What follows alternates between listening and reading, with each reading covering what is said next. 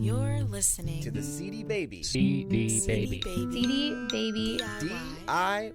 Musician Podcast.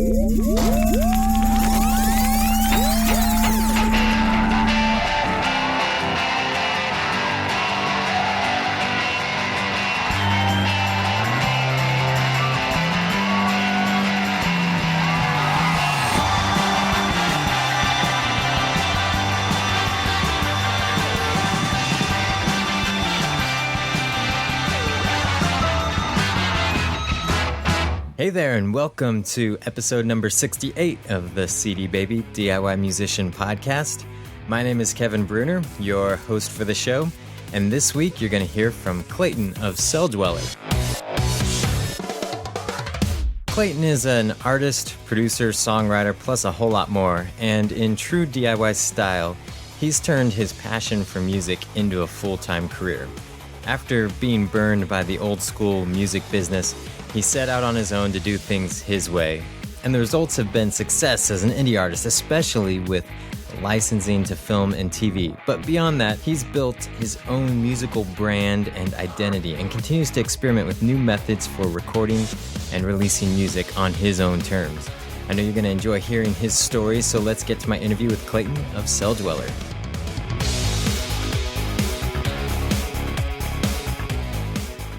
Well, joining me on the phone is Klayton of Celldweller. Klayton, how you doing? I'm doing good. From my early days here at CD Baby back in 2006, right out of the bat, I saw the Celldweller project constantly on our top sellers list, and it still actually hits the top sellers list on a regular basis. And it kind of caught my attention just because I knew it was just you. You are the Celldweller project, and also that you were doing a lot of things outside of what, especially back then, would be considered the norm as far as like doing the record label type thing and going out and taking your project on the road year after year, trying to build a fan base. Before we get into some of those ideas of how you're promoting and making music now, tell us a little bit about your musical history and how you got to where you are. Oh, man, that's a long and slow tale. I don't know if I have all the time for that. But, so I've been making music for a while, for sure, and I have actually pursued the traditional paths to quote-unquote success by, chasing the record deal and trying to get on a label and do the big tours and all that. I've been on small indie labels, and from there onto all of those deals, which of course have been complete crap and ended up in huge legal battles and tied up my career. It's amazing that it hasn't killed my career. I guess I'm just too stupid to quit. So that's part of the reason I'm still here. But from then, I ended up getting a deal with a startup company that had a lot of money behind it, and at this point, it doesn't even make any sense to mention even who it was. But they had a lot of money. I was the first of only two artists they ended up signing, and they were dumping a lot of money into my record, which was ultimately going to become the first Celldweller record. And as things work out, 9/11 happened, our economy kind of tanked, a lot of people in panic about a lot of things, and they shut the label down before I even had a chance to put out my record. It wasn't even done. So they basically handed me a bill and say, hey, we advanced you all this money, give it back to us.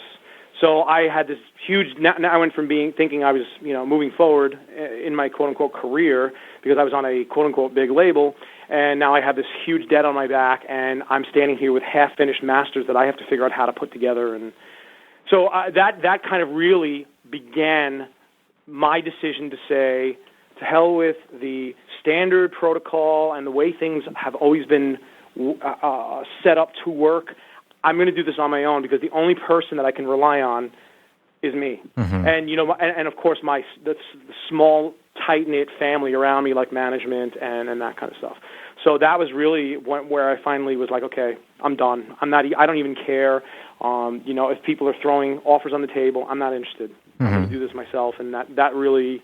And I'm sure there's much more history that leads up to that, but I don't want to put your listeners to sleep. Well, how did, knowing that you had this huge debt, I mean, that's kind of an interesting thing that they've kind of held you accountable for it. A lot of times, people just write it off and go, oh, well. It's funny because that's what I thought.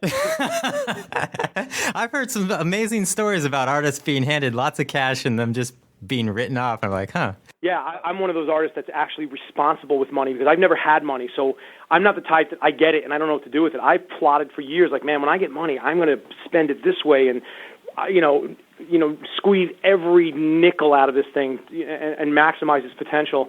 And still, at the end of it all, I didn't even end up getting to tell that tale of like, yeah, they gave me tons of money and I got to blow it all, and yeah. It was great time in life. It wasn't like that at all.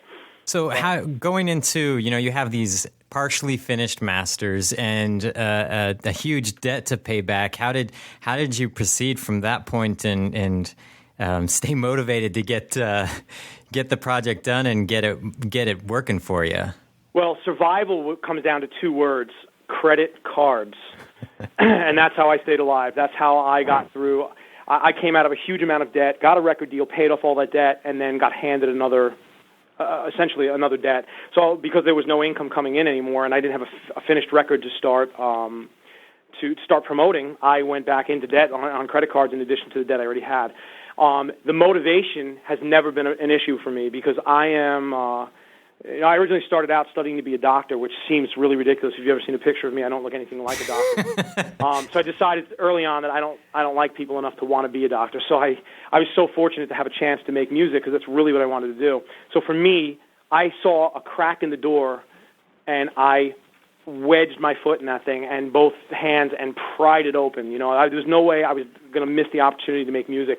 And so as intimidating as a huge amount of debt and really a road that's before you that looks completely hopeless and winding and leading nowhere, I didn't care. I was taking basically one step at a time, and my motivation was that this is what I wanted to do for a living. I didn't even know about music licensing. I didn't even know if I would ever even finish a record. I didn't know if any fans or people in the world would even care to buy my music, to even support my career, or care about anything I said or created, really. And that has never been like the forefront of my thinking. It's just like, this is what makes me tick. This is what I am naturally inclined to want to do, and this is about the only thing I want to do like in life. This is one thing that I think I could be good at. Mm-hmm. So that was my motivation. That was like, so it was more about just kind of looking at the rubble around me of this building that just crashed on my head and going, okay, so what pieces are we going to pick up here, in what order, and just start walking forward again, and just what's the next step. Well, I think it's interesting to note that with all the licensing credits you have, that a lot of people out there, in mainstream American culture probably don't recognize the name Celldweller, but chances are they've heard your music, and that's a pretty incredible feat coming from just starting over with all those cards stacked against you, just with all the movie placements and TV placements. I mean, when I was looking at your credits, it's amazing how many times I'm like, oh yeah, I saw that, and I saw that, and that was Celldweller. So how did you start making those first steps? I mean, did you kind of refocus and go, okay, someone kind of mentioned licensing as a good opportunity for your music, or did you kind of stumble into that, or kind of get a game plan because you've been extremely successful in that arena? Well, I had a few things going for me at the time, and I didn't know it. One of those is that the music that I naturally make, like the music I cut my teeth on, which was kind of like in the industrial world, which, was a lot of sound design mixed with beats and guitars and all this kind of stuff, naturally lent itself to theatrical situations and video games. Making the record, I had no idea. In fact, how the other part of this that I would count myself fortunate in is that my manager, who wasn't even my manager initially when I started Celldweller, it was actually when I started Celldweller, he broke away from the company he was working for and he's like, I'm going to start my own company. I want to manage you, and I want to gear my company towards licensing for film and television, really with only kind of an inkling of an idea of how it really worked. I mean, really, it was great because he's starting his business, and Celldweller was the litmus test. It's like I would finish demos and get them to him, and he would just start shopping them, and it's like we started getting reactions. I remember, I think one of my earliest placements was this movie called Python, which I still to this day haven't even seen, but my brother had told me that, my music plays during this opening scene right following like some two girls in the woods, some lesbian scene in the woods. I don't even understand how it works. And I'm not even sure if I was paid for that. I probably wasn't. So, and then it moved on from there. We started getting small licenses and more interest in the music, and people going, oh yeah, this sound is perfect for what we need, and they'd be willing to pay even a few $100. So, of course, beggars can't be choosers. A few $100 for either of us at that point, my manager or I, we were like, wow, we're making money on this. This is great. Never knowing that in the future that would grow to be something beyond my wildest dreams, as far as like the size of the movies that I've been attached to and that kind of thing. Well, do you think that it was kind of being at the right place at the right time, or do you still think that that door is pretty open for artists like yourself as far as jumping into licensing? Well, part of it is the right place, right time. It's like I'm a God-fearing man, so it's like there's an element of providence in there. It has to be, because I don't really know how else to explain it. Because it really was. If I had not been in this situation, like if I look back at my own career, there are 50 instances that I could point to and say that should have ended my career right there. This blow should have just knocked me to my knees, and it should have been over. And something just kind of like rises from those ashes and leads me down a different path. So, in a way, I was fortunate to have a few of those things going for me. That I naturally created music geared towards that kind of sound and that kind of look, as well as my manager starting his company. Now, the advantage that newer and up-and-coming guys have, or people that are trying to make it right now, is that they're more aware of this than I was when I was doing it. They know, if they're listening to this podcast, they know that there's a big licensing world out there. There's a lot of potential for getting your music in film and TV. There's certainly a sound and a method to the kind of music that you create in order to get it used. But the flip side of this is, because so many people are aware of the opportunities in licensing, there's a hell of a lot more people in the game. A lot more people in the game. Like it's even affected me. It's like it affects even it affects all of us, because like any other thing, there's the same amount of pond, but you've got a lot more fish in it. So there's obviously going to be competition and that kind of stuff. So really, it's about finding your niche, and really just not giving up. You need to pound on doors, and you need to just continually write. And you know what? Study film, study television. Listen when you're watching a TV show. Don't listen to David Schwimmer doing his lines on Friends or whatever the show is that he's on. I don't even know. Listen to what's going on behind it. Listen to the music in the background. When you watch a movie, especially a blockbuster, things like that, listen to sonically what's going on. And it's like, and the styles of licensing range from, could be anywhere from death metal to disco. It's like, and anything in between. There's a lot of potential and a lot of opportunities, for all kinds of music. Well, you kind of touched on it a little bit about how it's kind of affected you as far as writing. Has it changed how you approach music completely from maybe before, when you were doing the record company or trying to do the record deal type thing, to now it's kind of more of a production music company? Is that kind of how you've gone, and as far as just like churning out the music in order to get placed on film and TV, or do you still kind of just create music without necessarily thinking how it might be used for film and TV? Yeah, well, I think the element of building a song for licensing, to me, that's more about maturity. Like, I feel like there's certain things that I know I could do that will help a song be more licensable. But I will never, especially with the Celldweller artist material, sit there and go, oh man, I've got to rework this whole intro because I have to get this in a movie. Because you know what? You could do that, and it doesn't make a difference because it still may not work. Here's a testament to that is I made an album of 15 songs, my first album, and until that album was finalized and released, I didn't even know what licensing was. Never even licensed a single thing. So I made an entire album exactly the way I wanted to for my own reasons, and every single track on that album has been licensed, and I think I could probably say all of them have been licensed more than once. It's like they've all been licensed multiple times for multiple mediums.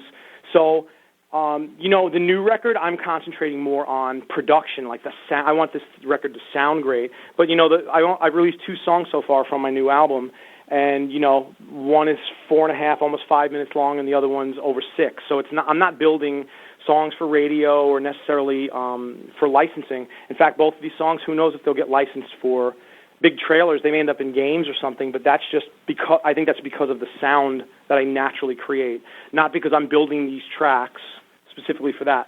But on the flip side of that, I have a project that I do called, it's Celldweller, but it's the album title is Soundtrack for the Voices in My Head, and it's instrumental music, and I am specifically writing music with that kind of thing in mind, as more of the theatrical, instrumental, dynamic music, you know, and I mean, we've the new Bruce Willis movie that's coming out called The Surrogates, which is based on a graphic novel. Already, one of those tracks on that album, which was only released a few months ago. Oh no, maybe 6 months ago. I can't even remember. But however long ago it's been out, it hasn't been very long. And there's a track in the new trailer for that movie. So we know it's working on some level. How has it changed the way you promote your music to fans, since you're not necessarily trying to be the artist and go out on the road and sell records in that manner? How has it changed how you keep that relationship with the people who enjoy buying your music? It hasn't changed at all because there is potential that I will go out on the road. As an artist, I've always just done whatever I wanted to do, and it's like if I'm kind of feeling like I want to go on the road, I'll do it. I vowed I would never would again, but I'm kind of lately been changing my mind on that. So there's a potential I will go out and tour, but really at the end of the day, music has affected me. Music has gotten me through very difficult times. It's like I'm one of those kids that attached himself to music. I didn't grow up with a lot of friends, got my ass kicked in school on pretty regularly, it's like music is the thing that I identified with. And I don't ever want to sit there and cheese out and make music to try to be something specific for some other purpose and take away the art of what it actually is. Because if I have the ability to write songs that someone else is identifying with, who maybe is going through the same things that I did, or whatever their situations are, it's like that's important to me, and I try to guard that. So there's still a very large element to what I do that comes down to just like, what do I want to do? What do I feel like doing? And that's what I'm going to do.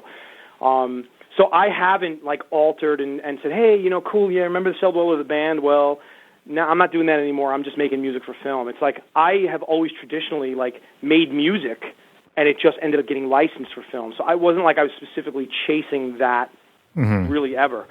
Outside of the Soundtrack for the Voices in My Head series. So that, as far as I'm concerned, will never change. I'm always writing. I'm constantly writing music. I have hundreds of demos, completely less than half finished, just sitting there. I could make 50 albums worth of material out of, but it's more how do I focus my time. So I'm constantly writing, and when I sit down and write, it's rare that I sit down and go, I'm going to create this piece for a trailer. It's like I sit down with a lyric, an idea, a concept, a guitar riff. It's like I still, as a musician, think in musical terms and in song structured terms. So I'm not really taking that away from what I do. Like I'm trying to be just a composer. I don't want to be a composer. I write music and songs from an artist perspective because that's what I've always wanted to be, So you haven't been hired on to be like the composer on a project and compose the music for a film. You just make your music, and then if it gets licensed, it gets licensed. Right. That's where it is. But I'm absolutely excited about the prospect of getting hired onto the film, and because I'm getting hired onto the film as Klayton from Celldweller, not as this guy who does some cool sound design. It's like for me, it's about identifying myself as Klayton, Celldweller. It's like, so if somebody wants to bring me onto a film, in fact, we're in talks with a few different video games right now about potentially doing some scoring for some of these games. And there's always a lot of talk. Who knows what will ever end up landing? But I know at some point I'm going to do it. And it's like, really, the conversations we're having, they're coming to me because I am who I am, not because they got my reel in the mail and they thought that my sound was better than this guy. It's like, we like Celldweller. Like, we'd love to have you do some tracks for this. Which kind of leads me to another thing I noticed with your whole Celldweller project and also some of the other projects you have your hands in with Fixed Music, and that there seems to be a definite defined brand, not only from the sound, but the way everything looks too. Is that something you put a lot of thought into in kind of developing yourself as a brand, as far as when people hear Celldweller, hear the name Celldweller, they know exactly what that brand is? Is that something you think about, or just has naturally happened? That definitely is a natural circumstance, because I feel schizophrenic all the time. If you listen to my first album, that thing goes from, death metal to trip hop, and everything in between. Like I'm somewhat musically schizophrenic, and somehow my brain can process all of that information to make cohesive songs that don't feel just like they're chopped from one style to another. It's just elements of this style to that style. So even to when it comes down to my label, which is Fixed, like you said, some of the artists, in fact, the primary artist right now that is really outputting and actually starting to land some trailers and movies is Blue Stolly, and that's Brett. He's another one-man show, and he's kicking ass. And it's like I am producing his record. He's under my wing. He's in my studios here, so I could walk down the hall at any time, kind of check in on him, see what he's doing. And he's creating a sound that is in the world of what Celldweller is, but he has his own thing going on. So what that ultimately does is it broadens that brand of what Fixed is really, which is basically an extension of myself. But it's not a conscientious thing. I didn't go out saying, hey, I have to find a guy who writes music just like this. This is just a relationship that developed, and it just made sense, and it's working out awesome. Mm-hmm. As far as the branding element, it's like I've had a hard time accepting that I do one thing really well, because I'm a type of guy that likes to try to do everything. So what I ended up doing is becoming a jack of all trades but a master of none.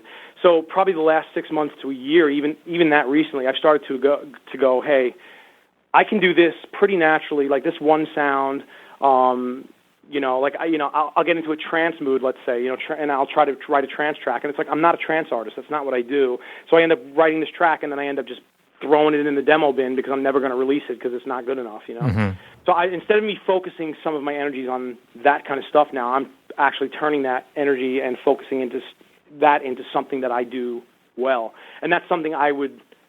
If there's anybody in the same situation that I am that tries to, experiment in a lot of different styles, it's like find the things that you do well, you focus on them and brand them, because we are definitely in an age where the internet has opened the doors, man. We have access to people all over the world, which is great. But the problem is that everybody has access to people all over the world. So now there's just a lot more junk floating in the system. Mm-hmm. So there's still a difficulty in people finding you, finding out who you even are. So in a certain sense, I've been guilty the whole, first part of my career.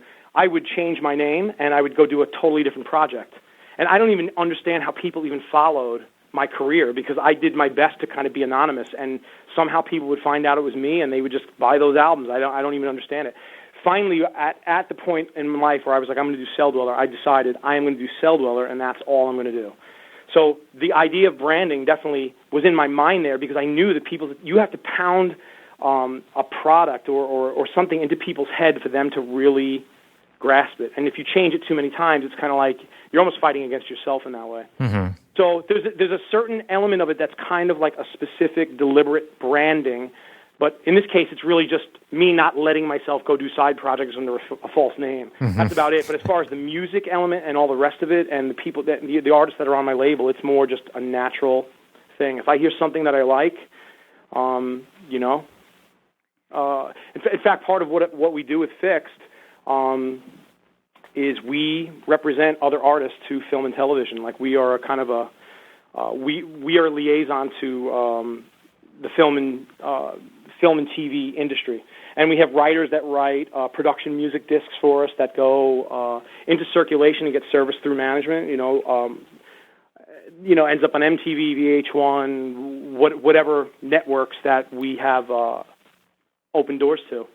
So we have other artists that aren't even technically signed to Fixed that are they're making money on just writing a certain specific style of music, whatever they do best that we feel works with what we do, and we basically represent that to film and television as well.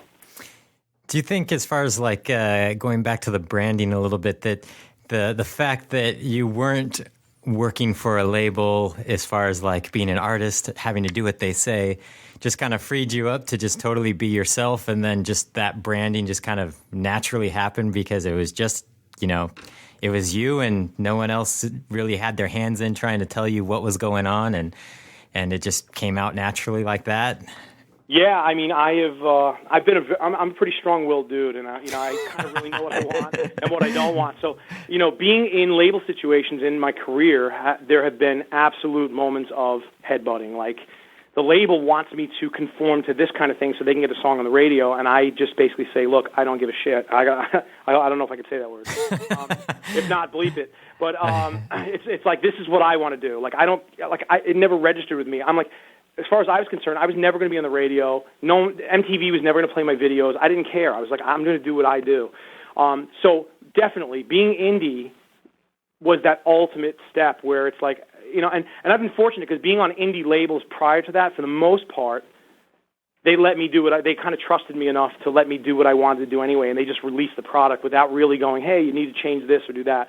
But, of course, the bigger system you're in, the more control they're going to want to have over the product that you're making. And that definitely, when I was coming out of the bigger deal that I had, part of what I did was shop to other bigger labels to see if they wanted to pick me up. And I sat in some of the biggest guys' offices, in some of the biggest companies. And, like one guy, for instance, basically told me to, I don't even remember what was big at the time. I think it was like Limp Bizkit or something like that I couldn't have cared less about. Like, I couldn't care any less about that kind of music. And they basically said, well, write a song that sounds like them. That way we can get you on the radio, and then the rest of your tracks can follow, because now the radio people will know who you are. I just kind of looked at them and I laughed, and I left. I mean, I had no interest in that. I'm not going to do it. That's very entertaining. I've been in on those conversations myself. Right. Exactly. I mean, there's probably a lot of people that can tell that tale, But going with how you guys are releasing music now, since we distribute you guys digitally here at CD Baby and still have the old albums, how has the change in the music industry as far as kind of moving away from the traditional method of going to the actual CD store and getting an album to a lot of it just being digitally? How has that changed how you guys are releasing music? It's very liberating. For me, it's very liberating because, for instance, what I'm doing in my own career right now, I have decided that because I don't make very simple music, I make very complex music, so it takes me a long time to finish tracks, that I'm going to release my new album instead of a one-shot deal and making people wait for 10 years. I'm going to release 2 songs at a time and call them chapters. So I'm doing 10 songs, 5 chapters, 2 songs per chapter. So what I'm basically doing is releasing 2 songs at a time with artwork. Included in that artwork is user-based artwork. I'm taking submissions from fans that are doing artwork and adding them into the PDF. I have a bunch of bonus content. I'm doing commentaries over a bunch of demos that I've collected. All this based around just 2 songs, and we're going to be doing that over 5 chapters. And then at the end there'll be a final physical CD. A lot of what we've been doing with other artists that we may not even be signing to Fixed, but want to develop their careers that we feel have potential, is we're basically encouraging them to make a record, make an EP, make even 4 songs, get some artwork, put it on there, let's just put it up in the store, and now you go promote a product that you have. And in certain ways, we've seen people come through that started basically in my remix community, which is fixedremix.com. A bunch of guys that just wanted to start remixing, and they would just take my raw stems and start doing remixes of them. Started their careers by doing that and decided they wanted to do artist stuff. They're now finishing up EPs or full albums and releasing them in the Fixed store and actually starting down that path of pursuing an artist career. So we have had the ability to take 1 song at a time from an artist if we wanted to. It's very liberating. I mean, like being digital. I'm digital. I mean, I haven't really bought a physical CD in years. I'm very pro technology, and I embrace the whole thing. It's helped me in my career, and I feel like it's allowing me to help other people find the path to their career. Are you putting timelines on your chapter releases? Like, is it going to be a consistent time frame, or is it just when it's done, I'll have a new chapter, and then when it's completed, all 10 chapters, then the physical? Yeah, that's pretty much how it's working. Because the creative process is so unpredictable and like I said, time consuming. Just last week, I posted a screenshot of a Pro Tools session on Celldweller.com. I just do a blog. So when you go to Celldweller.com, it's just me blogging about what I'm doing in the studio or whatever.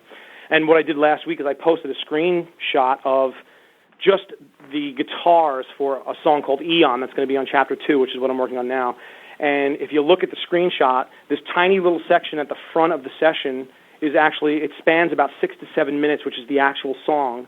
And then the other 7/8 of the screen is just raw guitar cuts that I did. That it was probably over 70 minutes of just raw guitars that I had to sift through and edit down to fit into that 6 minutes. So I'm basically just cutting in huge bulk and then sifting through that to kind of find the performances I like. Mm-hmm. So just that process alone, it took me almost 3 days to sift through those guitar performances. So and that's guitars on one song. So I've learned early on, I don't have the liberty. I don't want to deceive people and say, yeah, hey, in 1 month you're going to have these other songs, because I don't even know what roadblocks I'm gonna run into. Well, let's talk a little bit about actually what you're using production-wise, and then we'll kind of wrap up with that. But Sure. If you were kind of, had to strip it all down to just like a few pieces of gear, for maybe somebody who's listening who really wants to get into production music or producing beats and things in the manner of that you're doing, what are some of the foundations of your studio that are must-haves? Well, for me personally, like I could kind of give my suggestions to people what I think they should do. For me, it's definitely Pro Tools is the heart of my creative world. Like, that is my tape machine. That's where I track my ideas. That's where everything goes. It works the way I need it to work, the way it processes audio. It's been stable for me. So Pro Tools is the main hub. So I have a Pro Tools HD3 system, and I have an SSL console that definitely helps make the stuff that's coming out of the box sound great. It warms it up. You've got great EQs on this thing. And I've always been a mixture of hardware and software. So it's kind of like I do have some key, software things that I default to, like a lot of the Native Instruments stuff I really love. Fab Filter plugins. I think they're a great company. Their stuff sounds great. Ohm Force. A lot of things like that are even more sound design oriented. And then you go to hardware stuff, like I have, Neve 1073 channel strips, like straight out of old Neve consoles. And,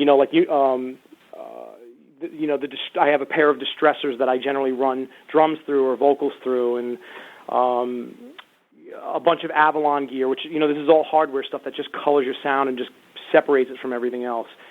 So really, right now, my studio is being built. I'm building a facility, and right now I'm basically set up in a glorified bedroom, and I have only a fraction of my gear, and really some of what I just listed is kind of all I have working right now. I mean, in fact, Soundtrack for the Voices in My Head, I did that entire album in this room with a handful of pieces of gear. Mm-hmm. The advantage that, a lot of up-and-coming artists have right now is that they can almost go and buy any DAW, like like a Pro Tools or a Cubase or a Ableton Live or a Logic Pro, and almost right out of the box, this thing is going to sound great. I mean, compared to the tools that I started with when I started making music, I mean, this stuff is like you can almost produce beats and sounds right out of the box, and they can actually sound good. Mm-hmm. So I would say the best thing for someone to do, especially if they're just starting, it's just because I use a piece of gear doesn't mean you have to use it to get the same result, because truthfully, if I gave you my studio and let you sit down and write, you're just going to work differently than I do, so your sound is ultimately going to be different than mine anyway. Yeah. So really use what you have, do some research, and find out what you're most comfortable with as far as a DAW. But I would say probably in today's day and age, a home base is going to be a good computer. I am definitely a Mac guy. I really hate PCs with a complete passion. We bash them on the podcast pretty regularly. Okay, I don't feel bad about saying that. I think Windows is one of the stupidest operating systems I've ever used. But I'm a Mac guy, and that's been really stable for me, and Pro Tools has been really stable for me. So those are the kinds of tools that I use. But that doesn't mean that if you're on a PC and you're running Ableton Live that it doesn't work, because there's some artists making great music on those same tools, you know? Mm-hmm. It's really more about honing your skills. You need to get in and start just making music, and you'll learn. You'll learn your piece of gear. It's like anything else. You learn what you have and how to make it sound good. Well, you have a new release out, or coming out, I believe this week. Is it Chapter 1? Chapter 1 of Wish Upon a Black Star. All right. So Wish Upon a Black Star is the full album. This is the actual first chapter of that, which 2 songs, which are Louder Than Words and So Long Sentiment. All right. Well, by the time the podcast is out, it will definitely be available just about everywhere online, and encourage everyone to check that out. And Klayton, thanks for being on the podcast. Kevin, thanks for having me.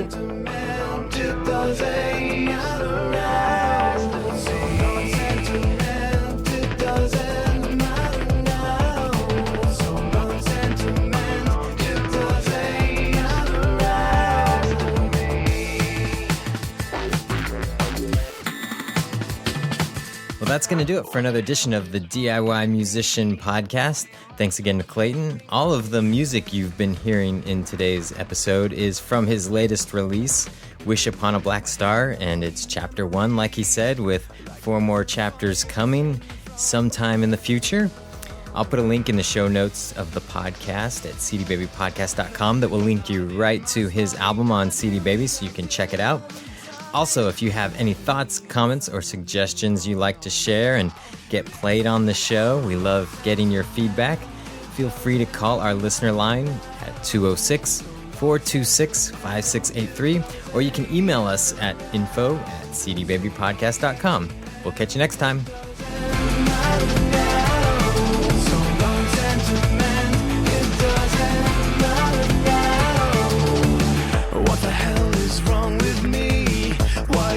Torturing myself,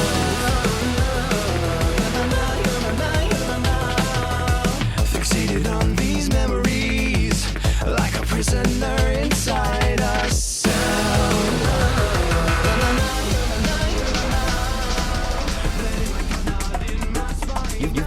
You've been listening to the CD Baby DIY Musician Podcast, broadcasting from Portland, Oregon, USA.